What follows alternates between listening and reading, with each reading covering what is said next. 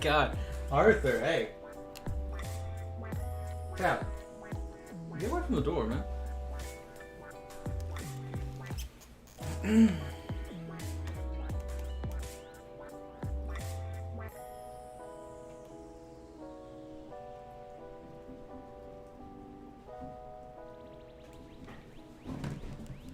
Tally, I'm gonna put you away. Quit that. Come here. Come here. Come here. Look. What is this? Hey, what is this right here? Hey, what is this guy? What is this thing? You see this? This is how you look. What is it? I'm gonna trick you. I'm gonna trick you. I'm gonna grab you. Come here. What is this? Come here. Come here. She ran away. I can't get her. It's no good. No good. Can't catch the cat.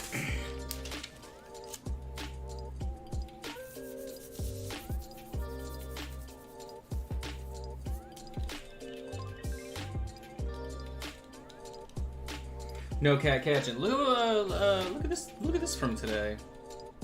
Look at this guy. What do you think about this guy? Look at this. We pretty much only have base coats and stuff, but we did knock out another crazy Necron weapon. Do you like the arc? I think that's kind of the coolest thing, right? Is this kind of like cool, like this side's a little bit more obvious that there's like an arc going on with the energy, but this side, I think it looks pretty cool. I think. I don't know. We also started work on this dude. But so the armor and everything, right? It's gonna look more red like it does on these chicken boys here. But so I don't know what we're working on. Should we work on eyeballs? Out of context, I'm sure that sounded very crazy. Do you want to work on the eyes on this thing? Oh, we probably can. So I don't want the whole sandal. Sandal? I don't want the whole handle. I just want to be able to hold the bottom part here. There we go. That's going to help way more. And then I need a glove. Where are the gloves at? Right here?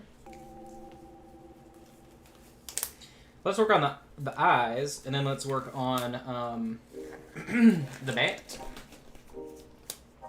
Wow, these gloves are like transparent almost. Oh, you can't really tell. Yeah, you can. See? You can see the gold. How weird is that? Okay. Alright. Arthur's knocking on the door trying to get out. Alright, so last time we worked on this, we worked on the shirt, worked on the hair, cleaned up the face even further, sort of cleaned up the base colorization on the hat and everything, and then base coated the whatever. So, you know, we've done enough work here to justify saying let's do the eyes. So we'll go ahead and do that. Now then, a lot of this is going to end up being like using water to actually like map out where I want to put the eyeball, the pupil. But this is probably about where I want to point it, and then I'll point this one in this direction. Actually, you know, it'll probably be more beneficial for me to do the left eye before we do the right eye. I feel like the right eye is the trap, the left eye is the friendly eye that'll actually help us out the most. So we can go ahead and pretend to do that portion. And I'm not going to do a direct white. I'm going to use sort of like an off-white on the pupil. And we'll just sort of, we'll just like push some color into the edges to make it happen. So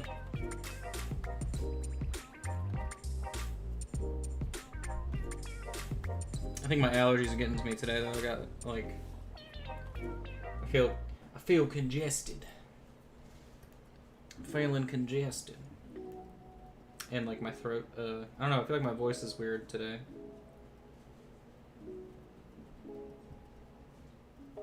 So I'm going with this color relatively thin, and it's probably drying like immediately. Yep, it is.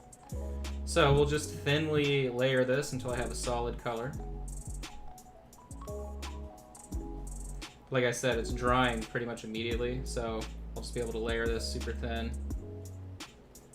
relatively simply.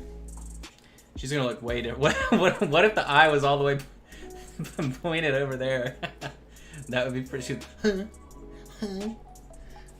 That'd be good. Should I do that? Drop it in the chat if I should do big wonk eye.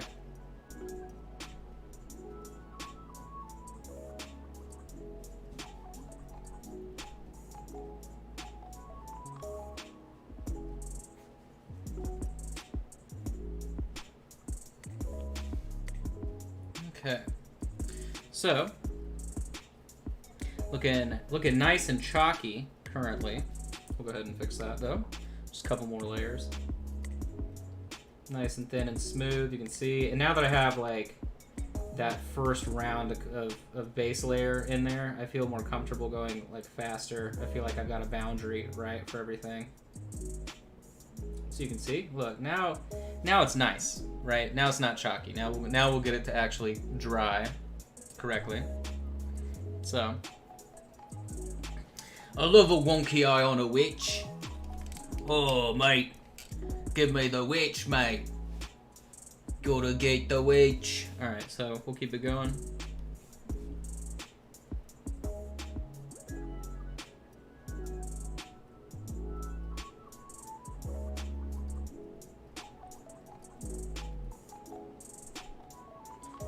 This sculpt is by Amadou Aldever, but his shop he opened up. He started putting all of his STL files up for sale on My Mini Factory under Monsters Barcelona. So I know a lot of people have been asking where you can buy this stuff, and that is where you can get it. So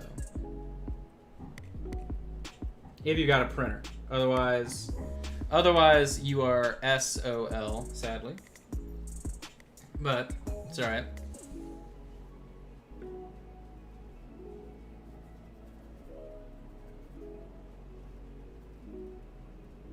So we're gonna let that dry. And I am gonna push this all the way to the edge. So I'm gonna get rid of the black, right? You know I don't paint with outlines, that's whack.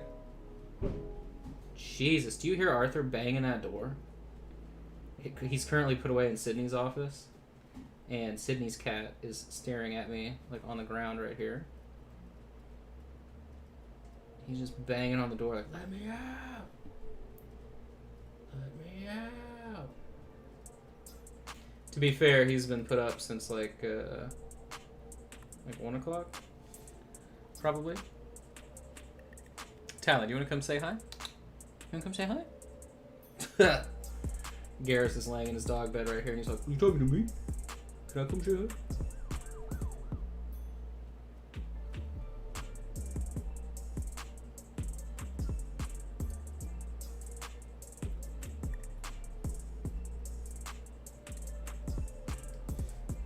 There we go, now we're getting rid of that.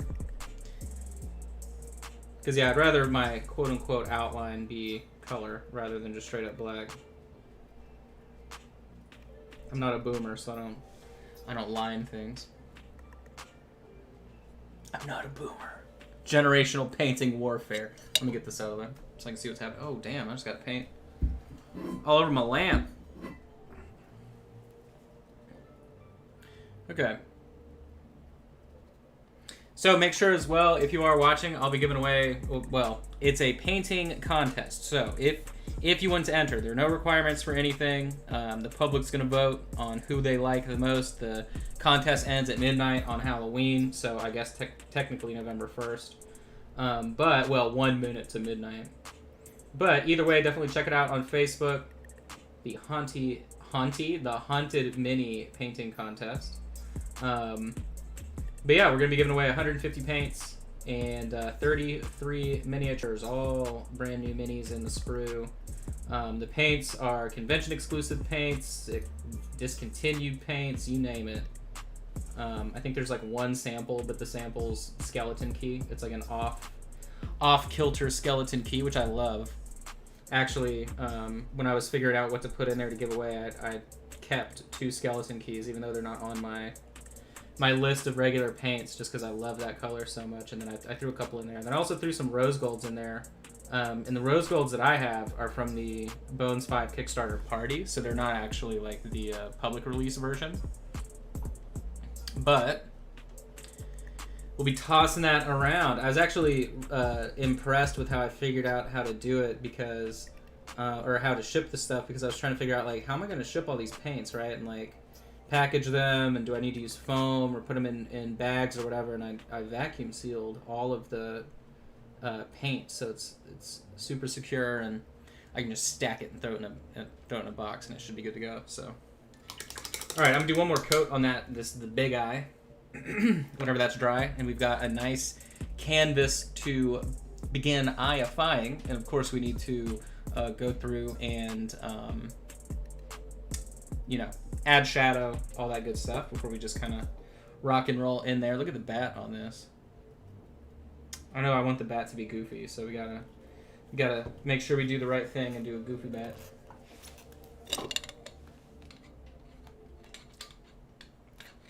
It's brain fuel. Garrus, what are you doing?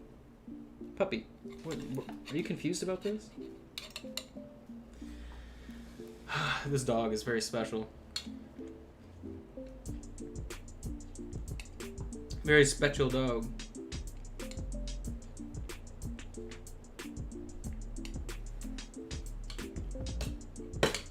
Finally got my internet issues solved, and by that I mean I have another company coming tomorrow to start up fiber internet service. The other company had to replace the main line to the entire neighborhood, and why am I getting the banding on this camera right now? What is up with this? Hey, what is this? If I remove this, I go into fog world. Fog world, leg world. Look at this. You like my setup over here? Look at this. Oh, it can't. Oh, it's the LED lights is what's doing it. Well, we'll just do like halfway on camera, halfway not on camera. Is that feasible? Is that why do I keep running from this thing like this? Hold on. The problem is this. If I turned that off, wouldn't be as big of an issue. But yeah, they installed a new line. It was hilarious. They like charged me to run new lines through the house, all this nonsense. Finally got them to refund all that work. And then they gave me a credit for like the last month and a half. So that will pay for my cancellation fee, and then I'll switch over to fiber. But it's just been such nonsense, man. I say, of course, I fixed the internet issues. Yeah, it's fine. Okay, cool. But those of you that know, it's been a frustrating journey. I know Christian watching, he's dealing with the same dumbass company. You know, I love that there used to be laws and regulations for all these internet service providers, and then the second those laws got repealed, they went straight back to their nonsense. What's funny to me, to get credit back on my account too, like get a refund on the service. So I'm talking to him today, and this whole issue has been that the main line wasn't taking data from the house because it was just messed up, and so, or like data to the node at the end of the neighborhood. And so what was funny is that they're like, oh, well, you know, technically as an internet service provider, you're not paying for quality of service, you are paying for data. And they were like, well, yeah, the quality of the fiber optics obviously better than anything they offer because it's fiber optic. Like there is no curiosity about it. If you're able to get fiber in your neighborhood, you should do that instead of anything with Cox. But so what's funny is they pretty much said you pay for data, you don't actually pay for quality of service, and because I had intermittent service, is what meaning I wasn't getting what I was paying for, I still was getting some service, so they don't have to try and give me any money back. And so, you know, I pretty much verbally assaulted the first guy I was on the phone with, and then he transferred me to a different employee or like a supervisor, and then finally they wouldn't give me a credit on like all of the time wasted here, but they gave me like essentially a free month, but it was out of like 2 months, so it was really annoying. But yeah, it was funny to hear him say, like, you're not paying for us to actually do anything. You're paying for actual data. And the argument for them was like, well, you were able to you've used data this whole month, which means, you had some kind of connection. I'm like, dog, the whole problem, read the notes, was my upload stream. And they're like, well, we don't keep a record on uploads, just downloads, so sorry. I'm like, okay, you guys suck. And what was funny was after I got the email confirming the credit on the account, he was like, is there anything else I can help you with? I was like, yeah, how much is my early termination fee? Because I'm going to be canceling my service in the morning. It was pretty funny. But, oh, well, I mean, you shouldn't be skeptical. It's like actual fiber. That's, I mean, it just depends on where, you are. Because they didn't offer it when we first moved in here. And then, like, 4 streets away, where my parents live, they don't offer it either. So, it just depends on if they actually rolled out the service or not in your area. But usually the older the neighborhood, the least likely, or less likely I should say, you can get fiber, unless like the whole neighborhood has switched providers. So okay, so I'm gonna take this color and start glazing around the edges of the eye, and it's just wash consistency, but I'm just gonna be pulling it into the edges. You can like kind of tell, but nothing crazy.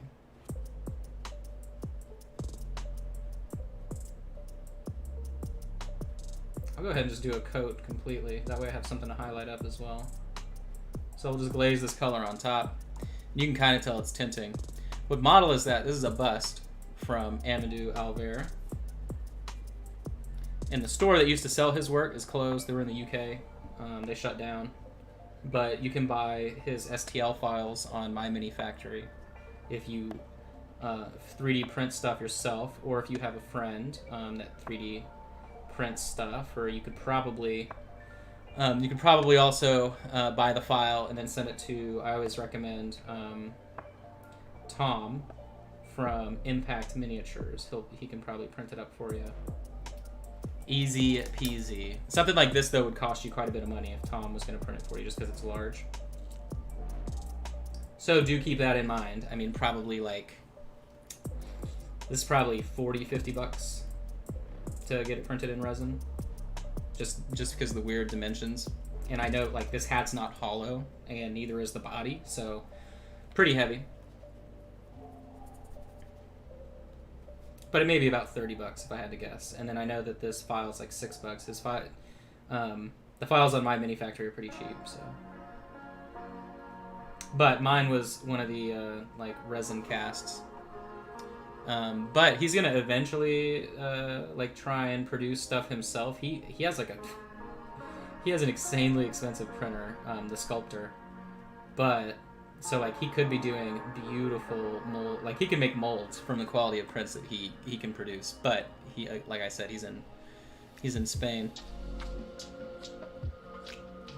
All right, so by now you can probably tell the coloration that we've got going around. So I'll probably end up grabbing a different color here. So I'm gonna grab this military blue, which unfortunately is now a canceled color.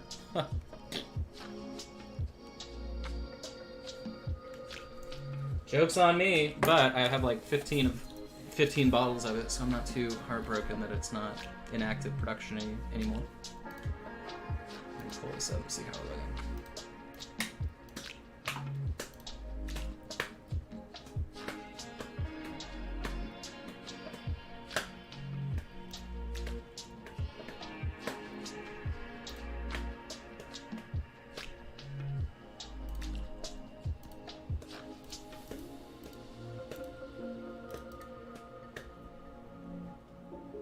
Checking my upstream here because I'm dubious.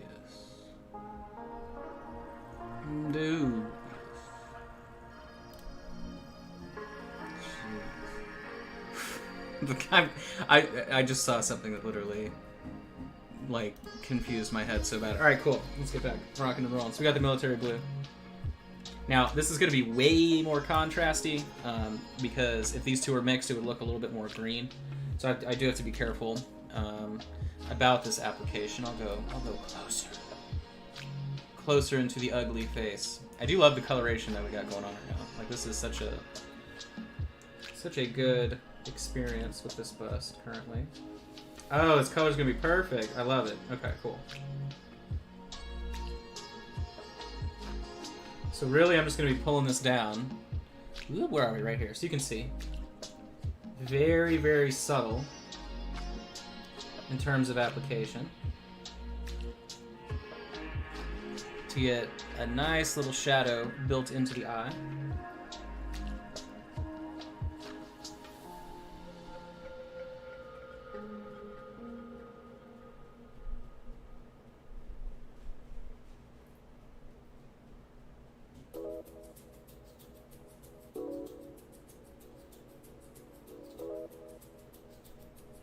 And the paint dries pretty much instantly, so I don't really have to worry about tea staining, pockmarking, anything like that. I can just keep sketching it in. But I will have to go back and like fix the skin right around the edge of the eye, but that's not too big of a dealio. Alright, let me rotate the potato face here.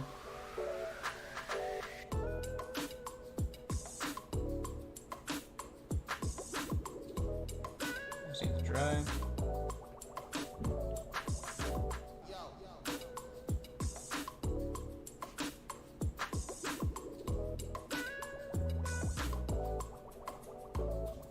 Tally. Stop antagonizing Arthur, please. Or I will put you away, and you'll be trapped in a room, and he will be free. To antagonize you, that's usually what they do. Garrus, what are you doing?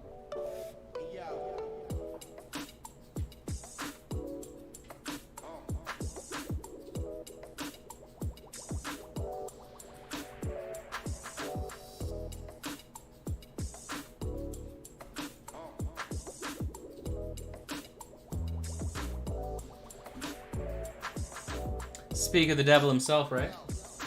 There you go. Speaking to the artist himself. That's funny, right before you got here, I was telling him where they could get your files. Your STL files.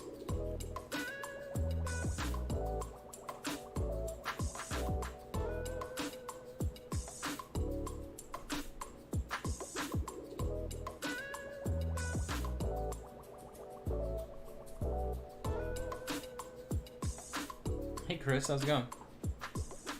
So, I used a nice warm yellow tone first, and now I'm going back in with this Templar blue, which is like a grayish blue.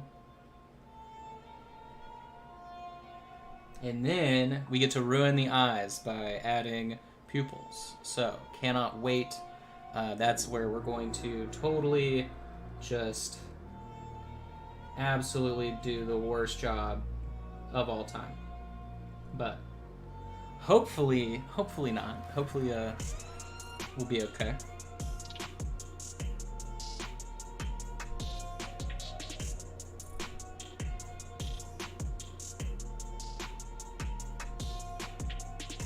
I'm just shading down this left-hand side here quite a bit, mostly because obviously the head is in shadow already, but make my glaze a little bit more pigmented here. Here we go.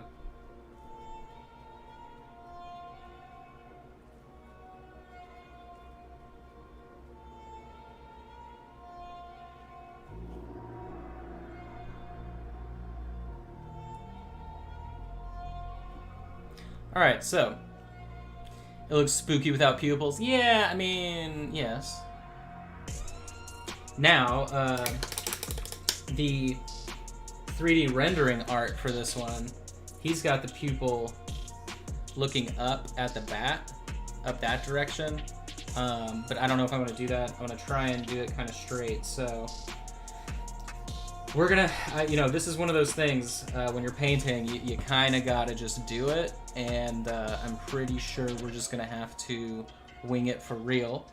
And I'm thinking the safest way for me to do this that'll give me wiggle room is probably do it with the same gray that I'm using for, the shadow color. Just very, very light to kind of place the pupil. And then, like I had said too, it's going to be easiest to place the eye first on the smaller eye than rather the large one. The large one is going to, because the large one, there's a better chance of exposing the entire pupil on the more open eye, which then makes it harder to match on the smaller one. And that's just kind of like a life drawing thing, right? Like anytime you're doing a portrait, if you end up moving into a section where you have like the white of an eye showing on top, it'll always be harder to place it correctly on an eye that's more like the lid is more closed. So we're going to end up doing it on this side, and then I'll do a glove check so you can see, right, this is the consistency that I'm going to end up doing the potential sketch with the eye is. So it'll just be enough to allow me to kind of go in there. Now, of course, I have a black glove, but you can see the consistency there. Very, very thin. And we'll just do it. We will just do it. And I want her to be facing, so it'll be like this. And of course, it's not facing me. I'm trying to figure out how to do it on camera to where it's facing me. Hold on one second. It's always the struggle here.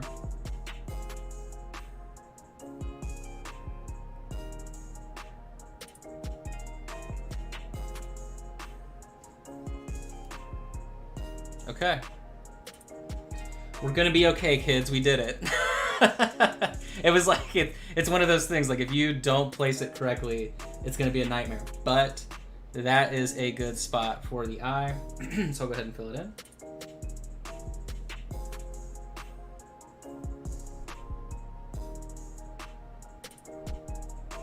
Just so that I know, right, that's where we got the eye going. Cool. So, at least I know that's where that's going to be. Now the hard part is translating it on this one. So, oh boy, here we go, guys.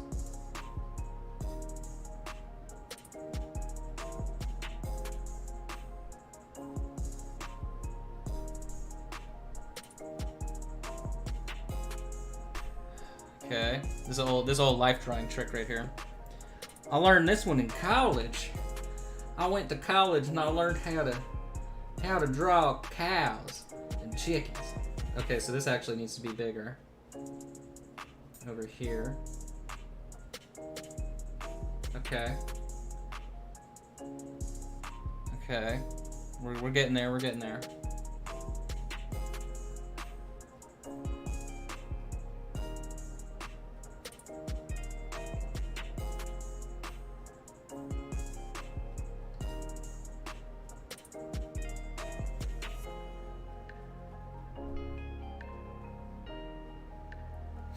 Okay, so I think we're actually going to hit it pretty easily. So I'll go back and clean this.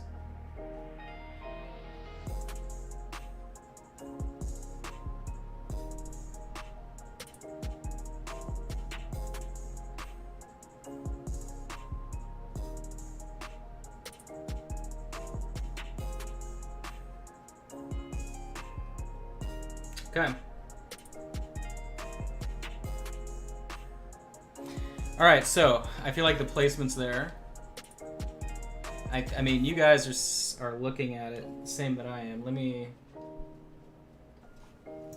think I need to extend the left-hand edge of this one a little bit further.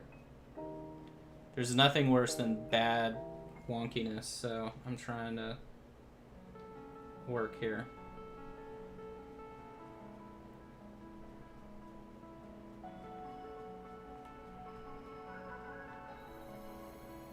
What I'll do is I'll just expand the other one to make it match. Okay, so that's a good size. So now what I need to do is actually increase the left-hand eye right here, but barely. So if I want it to match up, then I think, hold on, let me see where this needs to go. It's actually really close. So I'm thinking a little bit on the left and right-hand side of this one.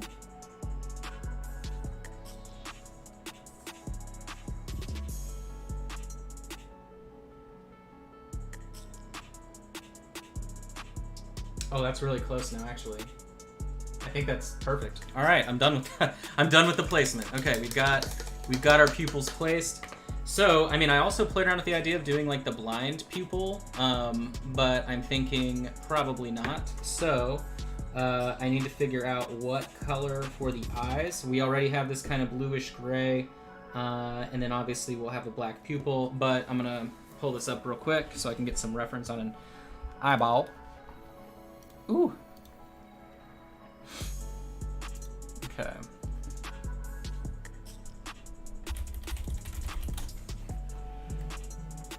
My phone buzzing.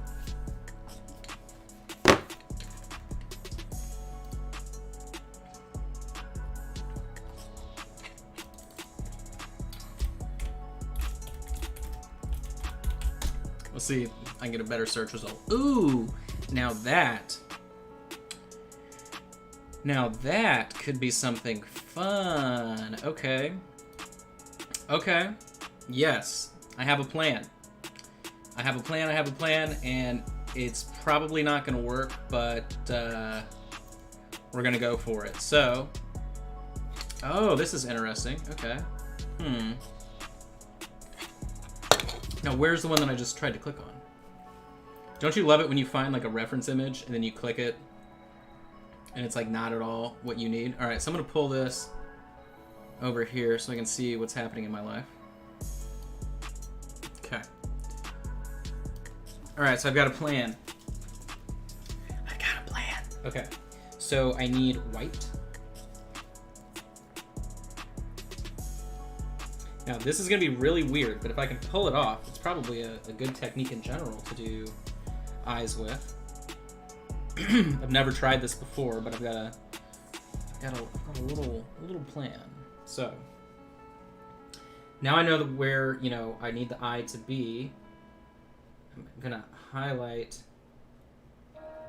like this down towards the bottom.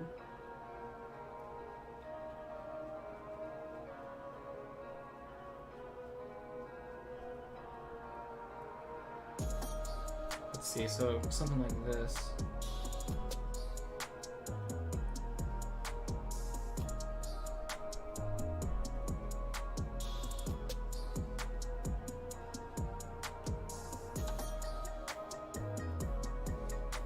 Okay. What's up, Trash?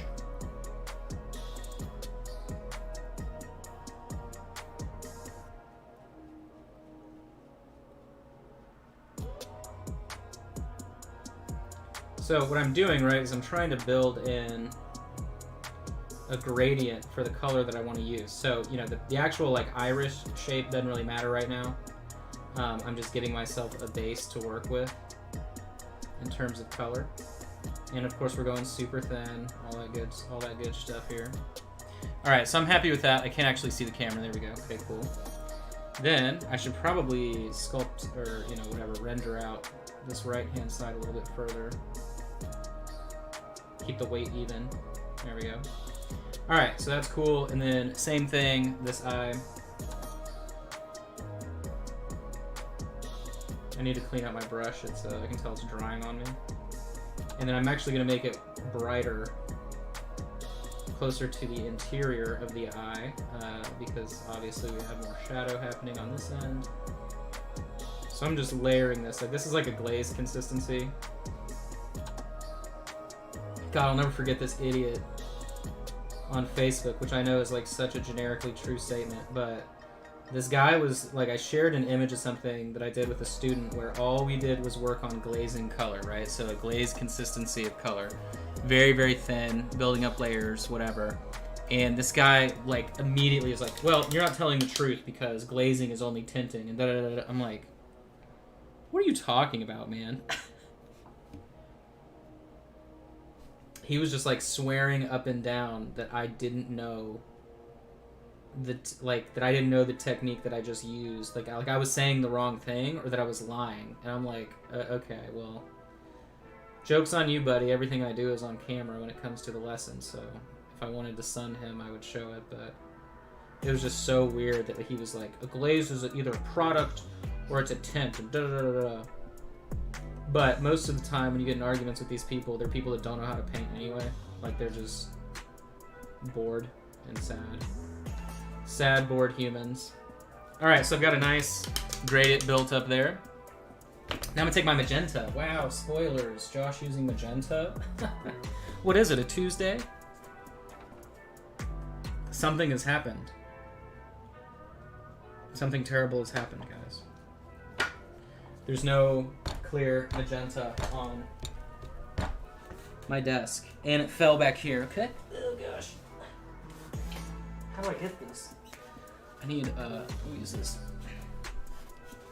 It's under the table in front of me. Can you share the video so I can watch on TV? What are you talking about? I'm so confused. Alright, let me grab this. There it is. Okay, come on. Whew. Alright. We got it. Armchair painters, man. There are so many armchair painters out there. Or the people that the people that try and argue. Happy painting, bud. What's up, Rex? Did you say hello? I'm sorry if you said hello or something and I missed you.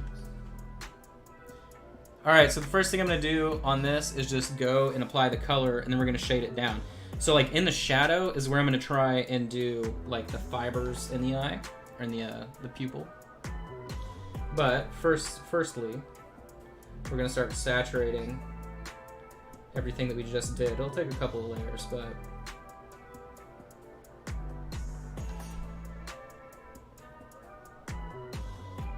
Nothing a little patience can't handle. So we'll do it over here.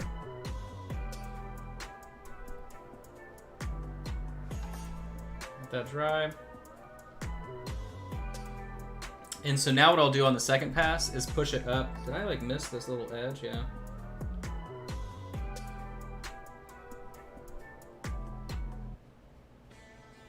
There we go. You see how it like immediately starts to look like an eye? So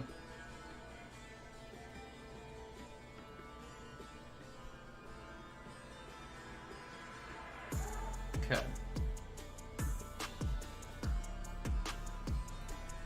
How did I prove you wrong? Am I not seeing comments? What's happening? Somebody help me. How did I prove you wrong?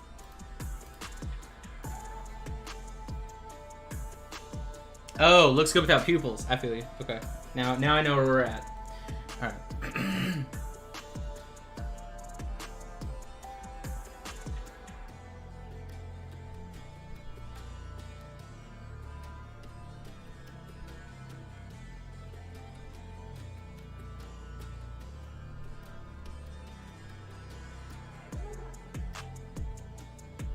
See how I can push the paint with the tip of my brush? So I can get it to taper the way that I want.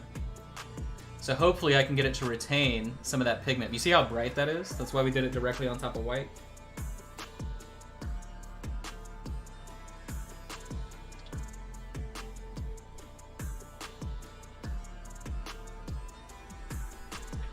It's also why I didn't use white for the eyeball itself, right? We used like a gray, a very light gray, and then I went in with a warm tone and a cool tone.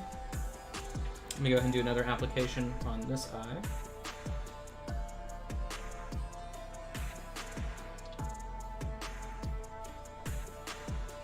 I don't think I have gloss varnish. I might, but this would be a good candidate to do gloss on the eyes. I normally don't, but they're just so big.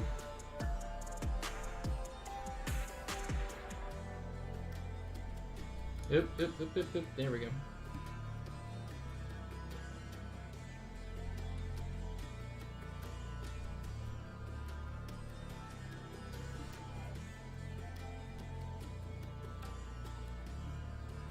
Gosh, it's like the eye is like glowing. It's so bright. All right, so I'm just gonna take clear magenta straight up. Travis Scott voice.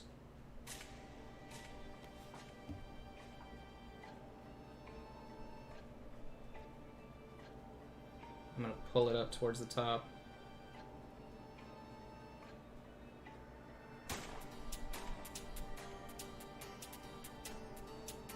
pushing the pigment at a 45-degree angle with the brush, and then I'm just gonna flick it like striations.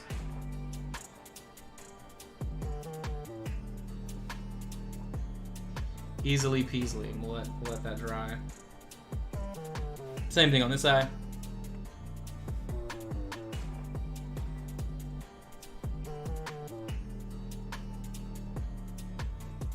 Okay.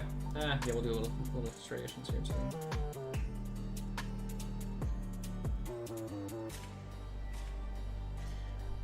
Okay, so now I need to go dark. So, I want to keep the contrast really high. So I need to. I shouldn't use black for this, right? I should use a opposite color. I should use something like a green to layer it on top. What? There it is. Okay. So, and then directly darken the pupil. No phthalo green. I mean, I could, right? It would probably work out all right. I mean, we can test it. I'm thinking maybe a deep blue or a very dark purple. So there's like a dark red called Succubus Kiss that would work pretty well. But we'll do the phthalo green just to see. But that's a good. You could go two directions. You could go a really, really deep red, or you could go a really, really pigmented green, which is what the phthalo is. So we'll go ahead and test it by doing just the top half arc of the eye here. And it's just going to read as a dark color. That's pretty much what's going to happen whenever you put a green on top of a red. What was funny, I was trying to help Luca from Miniatures Den. He was saying something, and I was like, "Hey, you know, you can highlight." Oh, he was frustrated doing Iron Man's armor with a non-metallic metal green. So you can see right there. See how it's nice and dark and rich. That's pretty much what happens whenever you put a green on top of a magenta. But he was complaining about how he wasn't getting, you know, like the result he was wanting doing Iron Man's armor, because how do you do that red non-metallic metal without it just looking orange or without it looking like pastel? And I was like, well, you know, you can lightly highlight up using a neon green. And he was like, well, green and red make gray. And I'm like, oh, Luca.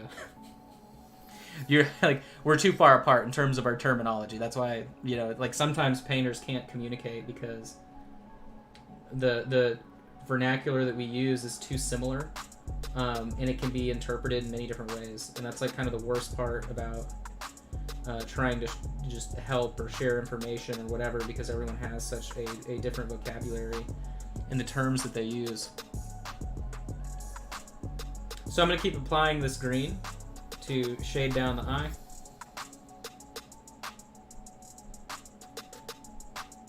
And I'm going to start building in a nice dark center here.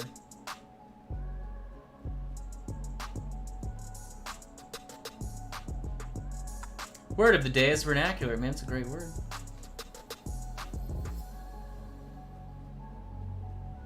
One of my favorite books is called Spectacular Vernacular.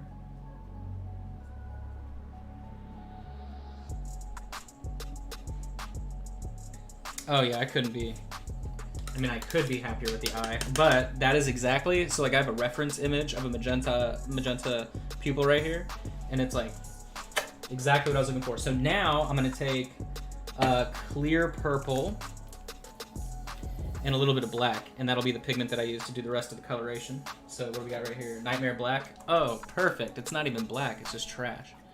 So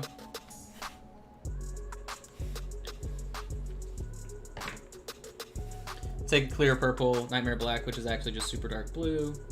Mix the two together. There you go. And some water. Okay. So let's ruin it. Here we go. Let's start with this one right here.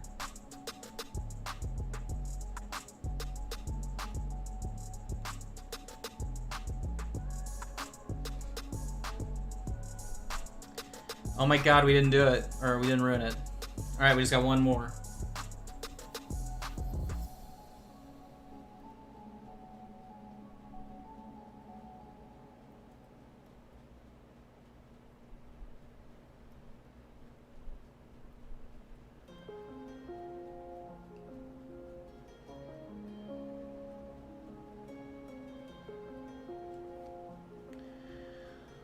Whew.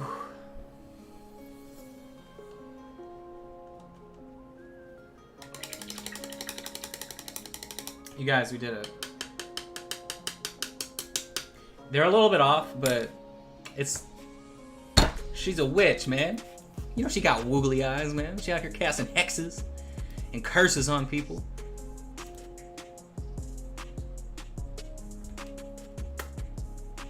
Delicious. Delicious.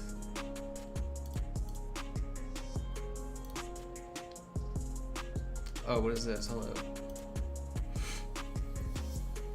Okay. All right, so now the question is, do we...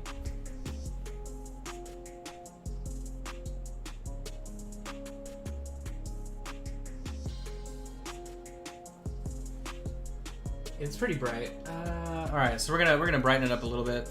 Hey, Sarah, I haven't seen you in a minute. How you doing, girl? What's up, girl?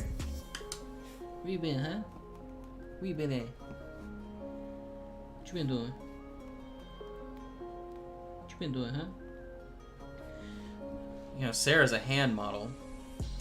I don't know if anybody out there knows a hand model, but she does that for a living. It's crazy.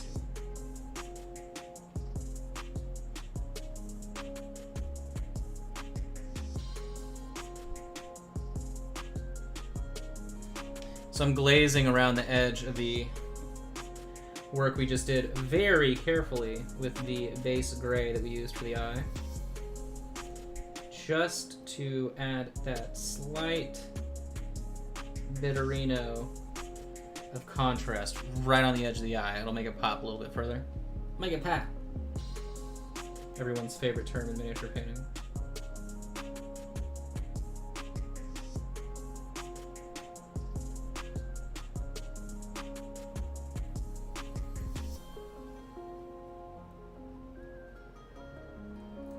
I am running out of time to finish this, though. That is for sure.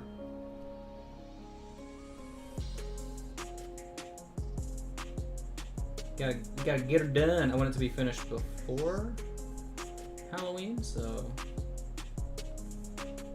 pretty much just gotta get it completado ASAP. I need to clean down this bottom edge of the eye right here, and I'll do a glove check for you guys so you can see the consistency of the paint. I know everybody loves a good glove check, right? It's like a prostate exam but with paint. So this is what we're dealing with here for those in the know.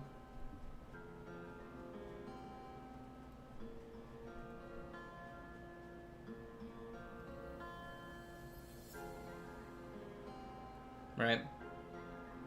You get the idea. Super thin. Perfect for cleanup work. Okay, so now what I want to do is I need to take this sort of really rich color. We had used Succubus Kiss, I believe, or Red Brick, my bad, last time. I'm going to go right up into the concave edge of the eye, and then I will use our skin tone back on the lip, and that should fix our skin. I just have no idea where the hell.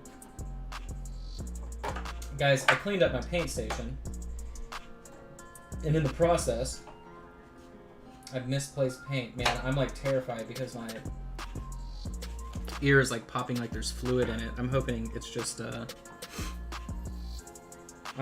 me clenching my jaw at night. It causes a little bit of an injury whenever that happens, but all right, you know what? We'll just use this color. That'll be close enough. Okay. Oh, you know what? I can just mix these two. That will be perfect for what we need.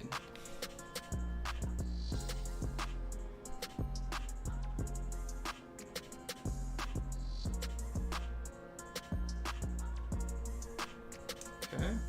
I just needed to delineate further that surface here. So not where I was going with that deeper gray, but but more so just the actual skin, right? Because we did get some of the gray on the skin initially, so I just need to rebuild that back up, and I'd rather do it with more of a glaze than anything else. Right here is pretty fine, but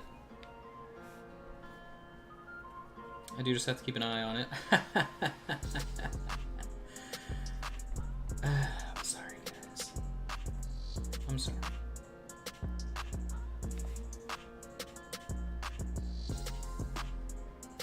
This is too bright. I know already it's too bright.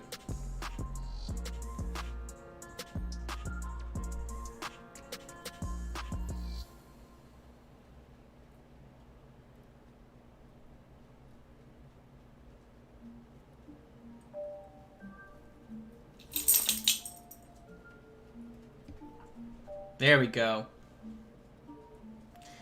Nice cleanup. Now the top lid there's a little bit dark. I am afraid to do anything to clean that up further. So I might just leave it. I'm not happy with that, but sometimes you just gotta deal. And I think that's gonna be our you just gotta deal moment is the top of that lid, but that's okay. It's alright, guys. I won't judge myself too harshly here.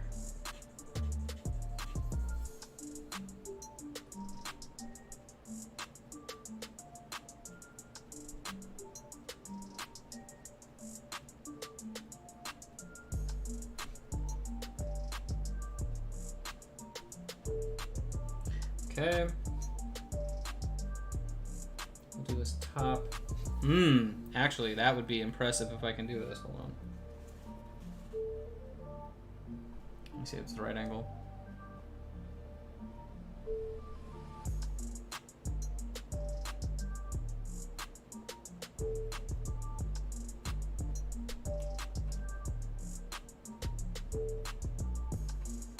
I'm sure this is hard to see on camera. What I'm doing is I'm doing an implied edge here with a highlight that's like 1 millimeter above the physical edge to give more depth. Oh, you can tell right there. See how it looks like there's a lip on the top of the eye? That's not actually sculpted there. So cool, badass. All right, we're sneaking details in here.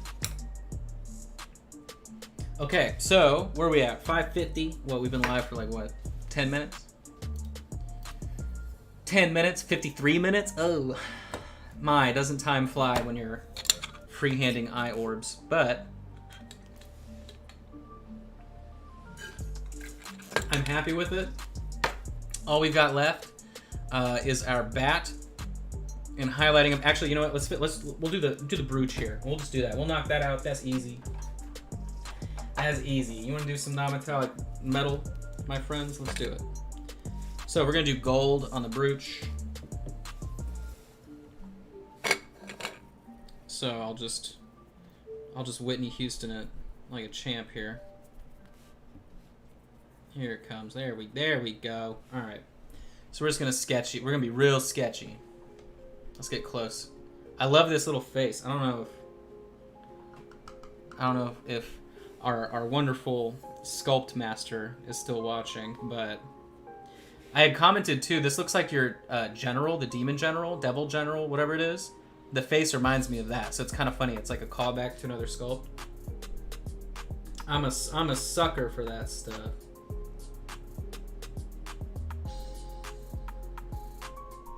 I love anything that like makes a sculpt feel like it lives in like it exists in the same universe. But everything he does is like, I mean, every sculpt is very much obviously very illustrative, but like it all feels connected, right? And it feels like there's like a purpose behind it. A lot of sculpts that you see, especially now with like a lot of the new sculptors hitting the market. Now he's clearly not an amateur by any sense of the term, but a lot of the people that are getting into selling STL files or sculpting miniatures or any of that, like some of it is just so generic, right? Without a lot of character, and they're not very illustrative. It's just kind of like, here's your generic 3D whatever, and like everything he puts out. I would say like the volumes have the same character, the line weights of the sculpts have the same character, right? Like you can tell all of it's coming from the same person, and I just love anything like that. So in a world where I hit the lottery, I'd be like, you know, how much do I have to pay to get a bunch of sculpts? Alright, so now we're going to work on this portion. And let's see, I'll probably end up doing the bottom right hand as a highlight. The bottom right hand? Does that make sense? The bottom right hand corner, and then the top on the left hand corner. So we'll do it a little bit like this.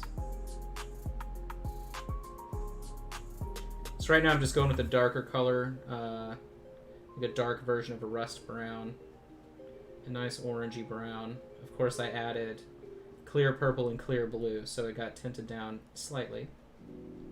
Now I'm going to come back with our direct rust brown, so it'll be nice and bright really quickly.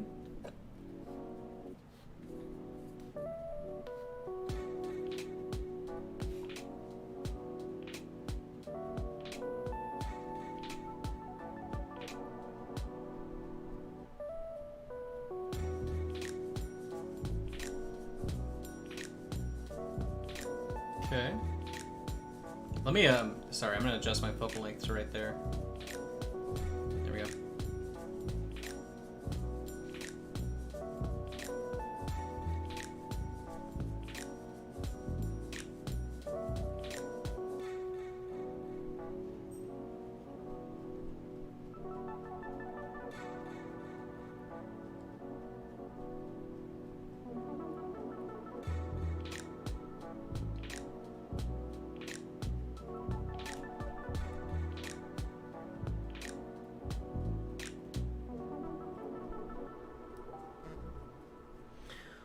Who is messaging me on Facebook?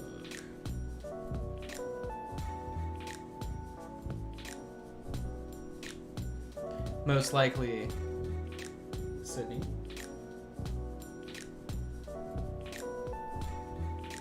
Probably telling me, all right, I'm gonna be coming home early. I'm done, I'm early.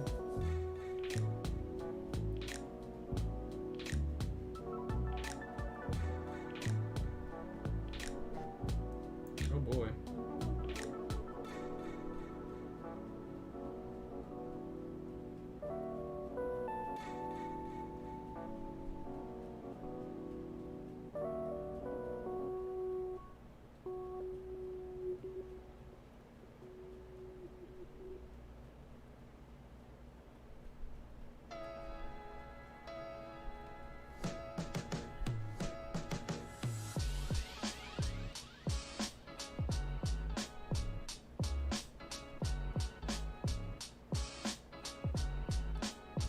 So you see how I have the inversion on that?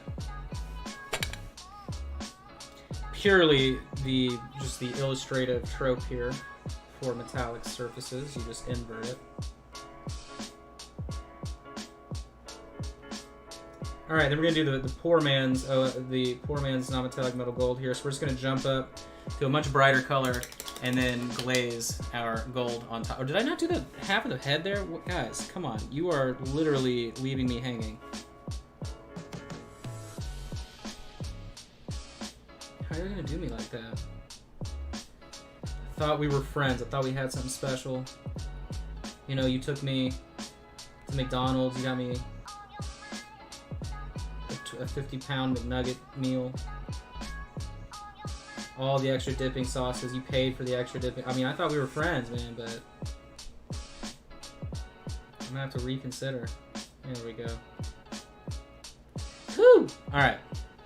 We got that working. Let me back it out so we can check the metal vibes. Alright, cool. And the color works well with the rest of the sculpt. Should this? I feel like that needs to be... Okay. Oh, let's get the double chin. He's got this secret double chin down here. That's amazing. I love it. There we go. Okay, so back in here. So I gotta go brighter, and then we will just glaze yellow, and it will immediately look gold. Ease peas, lemon squeeze. So I need like a skin tone like this. Let's use Caucasian flesh. Wow. Go figure. Does it look like white bread and mayonnaise? It sure does. Seasonless chicken. Boiled French fries. All right, let me see what this message was really quick. It was Sydney.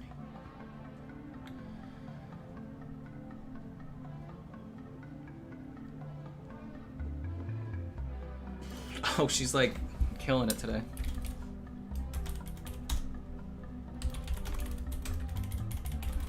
All right. So remember, if you are watching and you joined late before I was talking about it, I am doing a painting contest. The prize is 150 paints, 33 miniatures, and my eternal love. So make sure you check that out. If you're on Facebook, you can just type Haunted Mini Painting Competition. Hold on, I'll give you the actual name. I'm sorry. And I'll drop it in chat everywhere. Give me 1 second. Definitely not the Pathfinder Painting Contest. I'm not really caring about that one at all. So where are we? Let me see. Haunted Mini Painting Contest. There it is. Beep boop.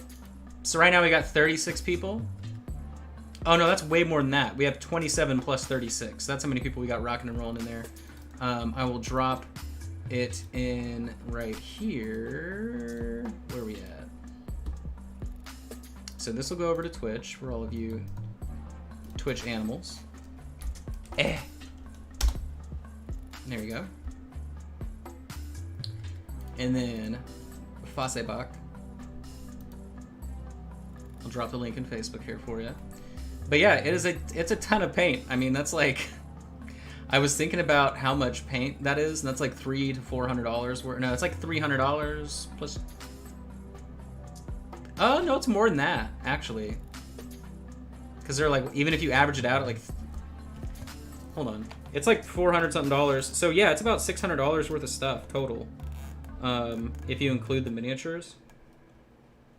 So let me see if they're, you know, let's say they're like $385 if they're a little bit discounted at your friendly local game store. Oh yeah, no, that's a lot. That's $577 just for the paint. So yeah, definitely take advantage of that. And you're doing me a favor because I have no room for that. Get it out of my life. I'm never going to touch any of those paints. So I only use 34 colors. And all of these colors, I'm just never going to need. So definitely get your paint on. And yeah, it's pretty easy. You just got to paint the miniature and then submit it into the event. And then once you're done, you know, once the event is closed or whatever, I'll take all of the entries and then we'll do a little high school student council popularity contest, and you know, we'll let the public decide who the winner is. So play to your strengths. You know, I was telling people, like, if it's ever something like that, you should always consider, like, you know, is there something funny I can do, unless, you know, you just want to wow people with like a technical paint job.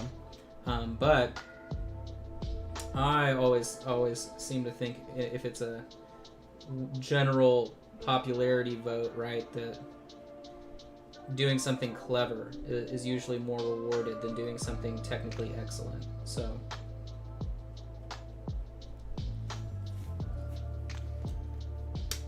you're gonna hand out cupcakes? If it's around here, you would be like, my dad's the local prosecutor. He won't press charges when you get busted selling pills at school. Like, that would be the modern high school student council discussion.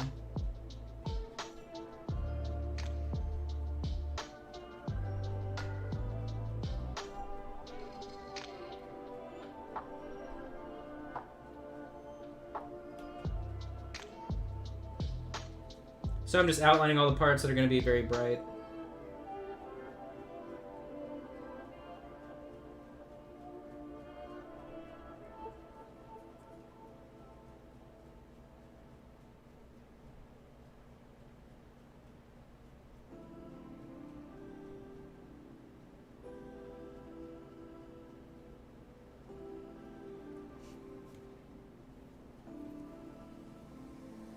You said when and not if. Yeah, exactly.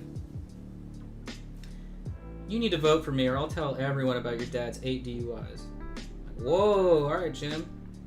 Jim for Prez.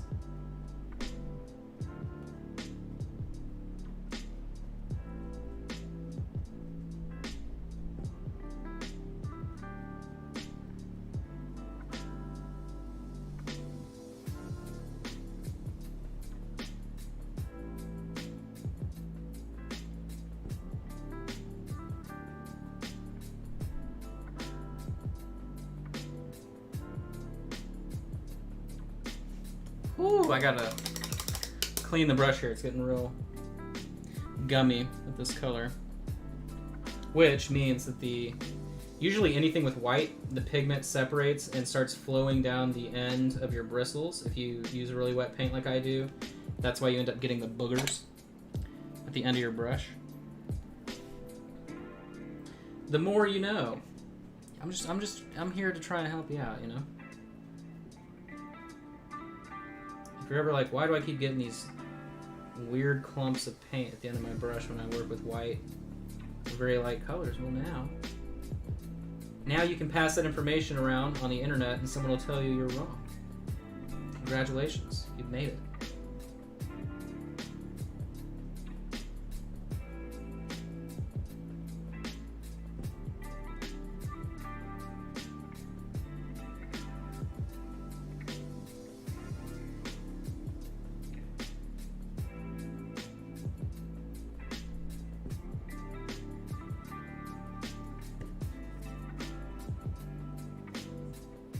Now this paint is a little bit thinner compared to what I was using a second ago, which is intriguing. So I'm just going to keep building it up. Just taper a little bit right here.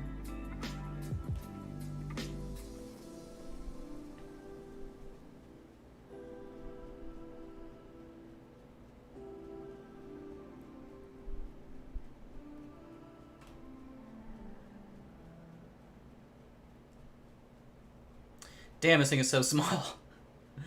Whew.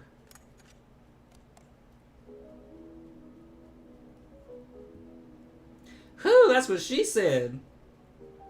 That's smaller than a Ritz cracker. That thing looks like the dipstick that came out of little cheese and cracker combos. You know what I'm saying? You know what I'm talking about? The little thing you dip it and you... Man, it's great to insult. You know, you gotta have colorful insults. What's funny is Justin and I, before Miniature Monday this week, we were talking about our favorite way to describe people in mean ways. And no, I shouldn't actually. I shouldn't have this conversation. Actually, never mind. But I've got a very flavorful vocabulary when it comes to that stuff. And that's what we have in our producer meetings. In case you're wondering, that's what we do. We sit there and we're like, what's a good way to insult somebody in a fun way? All right, so now I've got this ready. We're gonna turn it into gold. You guys ready? We're gonna use, now, I shouldn't have taken my marigold out, so I'm gonna take this and fire orange. We're gonna use, it's right here, just kidding. Oh, see, Josh, you brilliant idiot.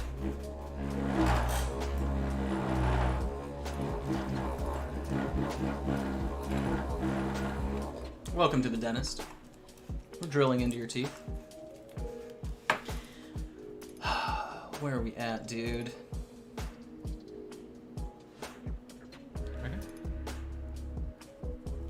Okay. Need to make a glaze. Creme on glaze.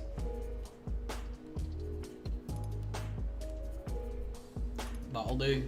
Here we go. Let's make some gold.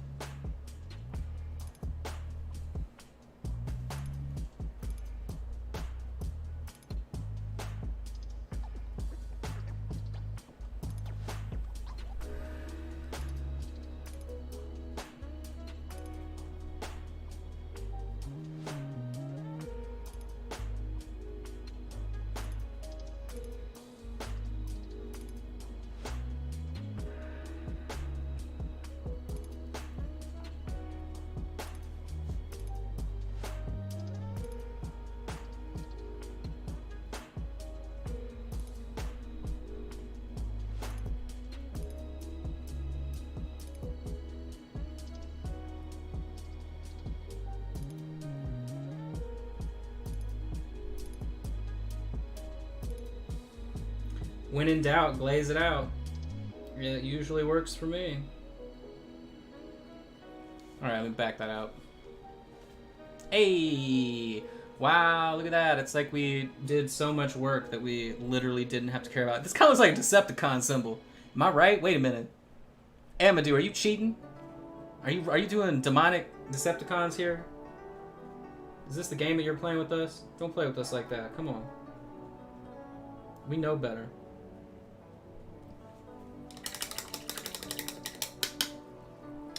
And then I'm gonna go ahead and take that same skin tone, a little bit of white.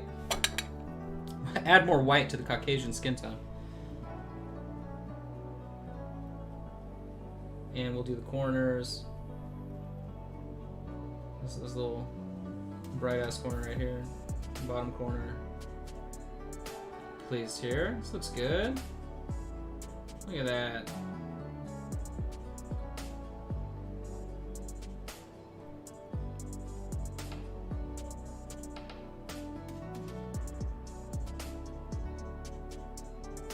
Alright, we did it. We did it. We did it. Alright, cool. So, worked on the eye, worked on the hat brooch. I think that looks great, actually. I'm pretty pleased with our little trick we just played. Let me pull this open. There we go.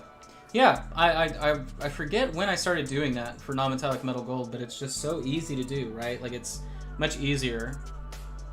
It seems a lot easier, right? I mean, you know, what it is it's baking in, like, it's baking in well, no, what's the right way to put this?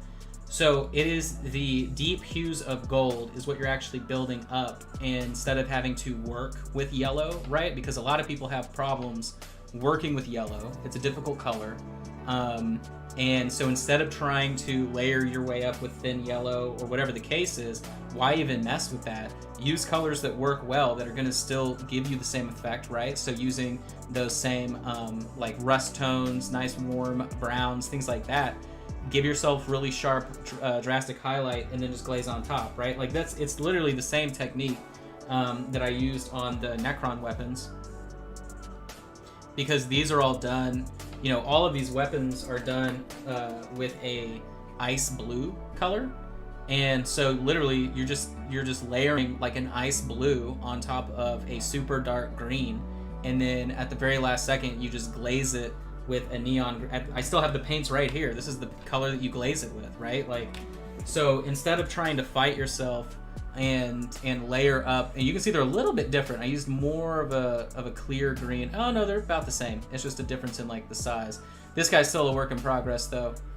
This one's closer to the finished scheme, but either way, same technique, right? Like you can tell that it works with all kinds of colors. You just have to kind of like know the color beneath that you need to use to get the most out of it. But all right, that's it. I'm gonna take a nice photo of this lady right here. I'll have that uploaded for everybody with the you know, work in progress land over here.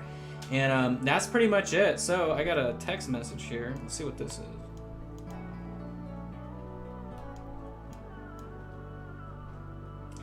Professional Bureau of Collections of Maryland Incorporated. We have the ability to arrest you. You owe, please call at 800-270-9685. You guys, I'm getting scammed. It's terrible. All right, let me take a photo. I wonder how they got my number. They're trying to scam me. Fake IRS. Spoilers, it's like the actual IRS. Oh god.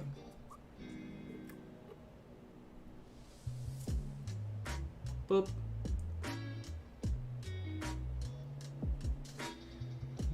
You won't get arrested. Oh no. Hey, cheesebagger. Look at all these lurkers that were in here. Oh, that sounds official. Yeah, they're like, all right, did y'all know you can pay with a gift card? Go to Walgreens, buy us a gift card, and send it to us. That's how they scam you. All right, that's it. I hope you find $20 in your pocket. I hope the bully you had in elementary school stubs his toe in the shower tomorrow morning. And that's it. Love you. Take care. See you.